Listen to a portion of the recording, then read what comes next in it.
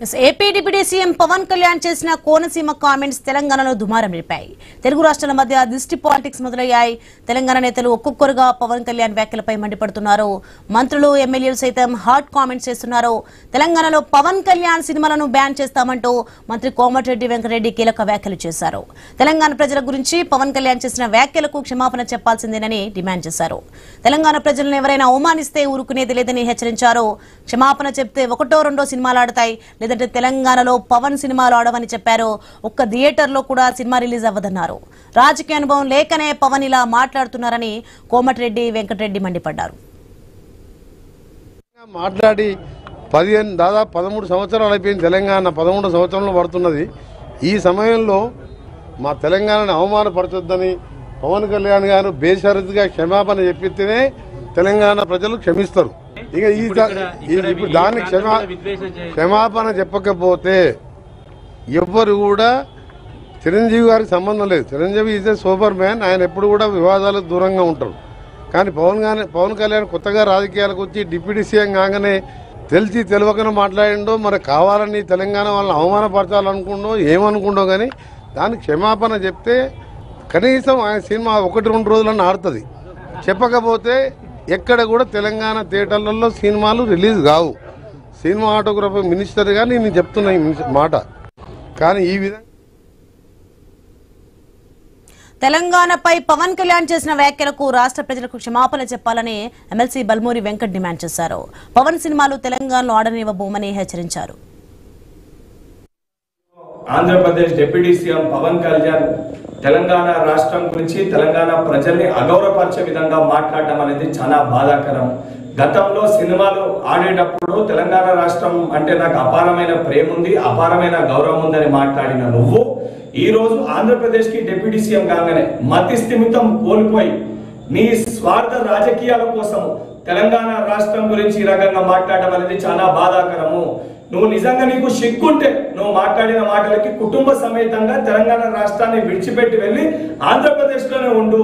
నువ్వు కనీసం సోయి లేకుండా తెలంగాణ ప్రజలు అత్యధిక నీ సినిమాలు చూసి నేను గౌరవిస్తుంటే బలుపుతో ఈరోజు తెలంగాణ రాష్ట్రం గురించి ఈ రకంగా మాట్లాడడం అనేది చాలా దురదృష్టవశాతము. నువ్వు ఇదే రకంగా నీ వైఖరికి నువ్వు తెలంగాణ ప్రజలకి, తెలంగాణ రాష్ట్రంలో ఉన్న ప్రతి ఒక్కరికి క్షమాపణ చెప్పకపోతే తెలంగాణ రాష్ట్రంలో నీ సినిమాలు ఆడనివ్వము. నువ్వు రేపు పొద్దున తెలంగాణ రాష్ట్రంలో తిరిగితే నిన్ను పరిగెత్తించి తెలంగాణ రాష్ట్రంకి వెళ్ళి కూడా తెలంగాణ యువత, తెలంగాణ ప్రజలు తరిమి కొట్టే పరిస్థితి ఏర్పడుతుందని చెప్పి పవన్ కళ్యాణ్ హెచ్చరిస్తున్నా. పవన్ కళ్యాణ్ డిప్యూటీ సీఎం స్థాయికి తగినట్లుగా మాట్లాడలేదని భువనగిరి ఎంపీ చామల కిరణ్ కుమార్ రెడ్డి ఆరోపించారు. పవన్ కళ్యాణ్ గెలిపించాకే కోనసీమకు దిష్టి తగిలిందని ఆయన అన్నారు. మీరు ఒక డిప్యూటీ చీఫ్ మినిస్టర్ గా ఆంధ్రప్రదేశ్ కుండి మీరు తెలంగాణ ప్రజల శాపం వల్లనో, తెలంగాణ ప్రజల దిష్టి వల్లనో కోనసీమ ప్రాంతంలో ఉన్నటువంటి పచ్చదనం పోయిందని చెప్పడాన్ని చూస్తే నిజంగానే మీరు ఒక సినిమా స్టార్ గా ఒక స్క్రిప్ట్ను చదివే విధంగా మాట్లాడారు తప్ప ఇది 2.5 గంటల సినిమా కాదు. ఇది ప్రజలు మిమ్మల్ని గెలిపించి ఒక డిప్యూటీ చీఫ్ మినిస్టర్ చేశారు. అక్కడ అటువంటి పరిస్థితి ఎందుకు వస్తుంది? దిష్టి తెలంగాణ ప్రజలది తాకినట్టుగా లేదు. మిమ్మల్ని గెలిపించి మిమ్మల్ని ముఖ్యమంత్రి చేసిన తర్వాత ఈ కోనసీమ ప్రాంతానికి నిజంగానే దిష్టి తాకినట్టుంది మీరు అలా మాట్లాడినట్టయితే. ఎందుకంటే మీరు వీలైతే ఎలా దాన్ని పరిష్కరించాలనో ఆలోచించాలనే తప్ప మీరు ఇలా ఇష్టం ఉన్నట్టు మాట్లాడొద్దని కోరుకుంటున్నాను.